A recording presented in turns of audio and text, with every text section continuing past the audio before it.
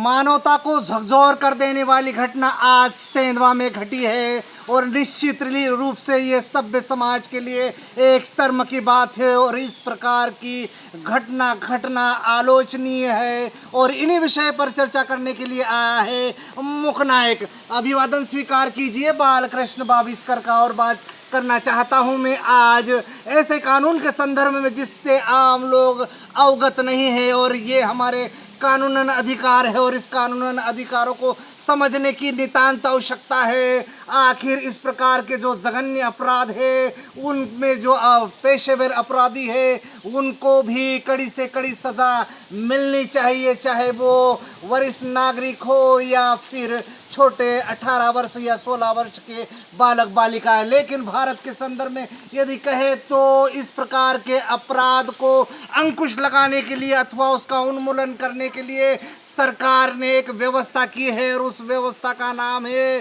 भारतीय संविधान। जी हाँ, भारतीय संविधान के जो कानून के विशेषज्ञ हैं उन्होंने ऐसी परिस्थितियों को समझा और देश में इस प्रकार के जो अपराध हुए उसको उन्मूलन करने के लिए कड़े से कड़े कानून पारित किए थे। और ऐसी कई घटनाएं देश में हुई थी जो निश्चित रूप से आलोचनीय है। हमको याद होगी दिल्ली की वो घटना जिसमें एक बालिका का कुछ लोगों ने दुष्कर्म किया था और दुष्कर्म की हद भी ऐसी थी कि निश्चित रूप से मानवता को झकझोर देने वाली थी। और उस परिस्थिति को के मद्देनज़र संपूर्ण भारतवर्ष में एक उबाल सा आ गया था और चारों ओर से एकदम ग्रहणा सामने आई थी और लोगों ने कहा था कि इस प्रकार के अपराधों को उन्मूलन करने के लिए कठोर से कठोर संविधान में व्यवस्था होनी चाहिए, कानून में व्यवस्था होनी चाहिए। और वो जब काम हुआ दिल्ली में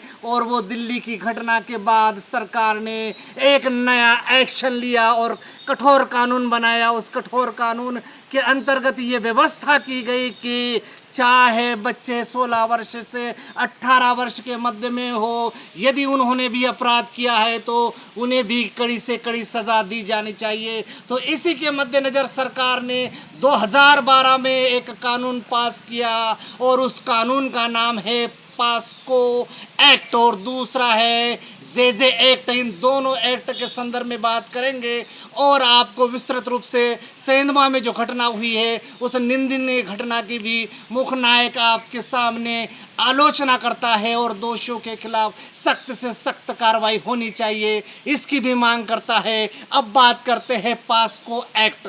पास्को एक्ट के तहत ये ऐसा कानून है यदि कोई नाबालिग चाहे वो बालिका हो या बालक हो, यदि उसके साथ इस प्रकार सेक्सुअल हरमेंस हुआ है, उसका यौन शोषण हुआ है, तो इसमें जिसने अपराध किया है उस अपराधी को सजा देने का प्रावधान है।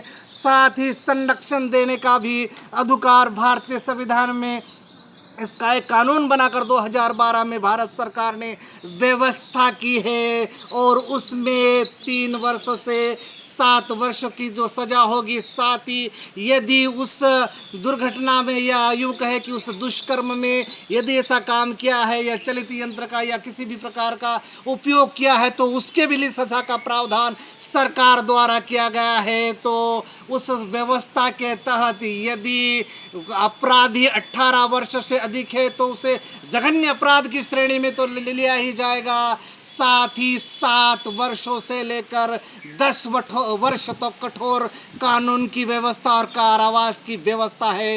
ये है पाक्सो एक्ट। दूसरा जुवेनाइल एक्ट के बारे में यानी कि जे एक्ट के बारे में मैं बता देना चाहता हूँ कि यदि अपराधी चाहे वो पुरुष हो या महिला हो, यदि वो 16 वर्ष से अवस्था उसकी कम है तो ऐसे व्यक्ति के लिए अलग से विशेष अदालतों की व्यवस्था की गई है और विशेष पुलिस का दबाव न डालते हुए उसे जे एक्ट के तहत गिरफ्तार तो किया जाएगा, लेकिन उसे बाल सुधार गृह में भेजने की व्यवस्था की गई है। तो इस प्रकार दो जो व्यवस्था है पॉक्सो एक्ट और जे एक्ट के तहत, इस बात को प्रावधान को समझने की नितांत आवश्यकता है। जहां तक देश में इस प्रकार के कुकर्म की घटनाएं हो रही है, निश्चित ही कहीं ना कहीं कारण इसमें सामने आ सकता है।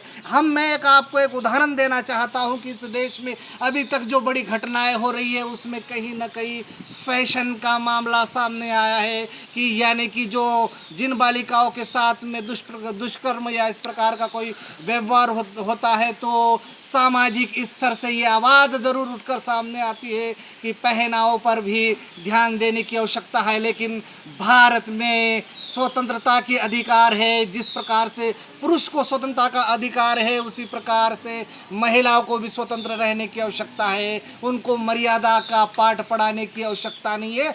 मनुष्य के अंदर या जो आताताई दुष्ट व्यक्ति है उसके मानसिकता में परिवर्तन लाने के लिए एक सामाजिक स्तर पर क्रांतिकारी कदम उठाने की भी आवश्यकता है, चाहे वो सामाजिक स्तर है और शासन के स्तर पर यदि कहे तो कठोर से कठोर कानून बनाने की आवश्यकता है। इस प्रकार मुख्य नायक ने आपसे दोनों एक्ट के संदर्भ में भी बात की और सामाजिक जागरूकता का भी पहरेदार है मुख्य नायक। इसलिए आप सभी से निवेदन है कि अपने बच्चों को सुरक्षित स्थानों पर रखें और इस प्रकार के अपराध ना हो, इसलिए स्वयं जागरूक हो। नमस्कार।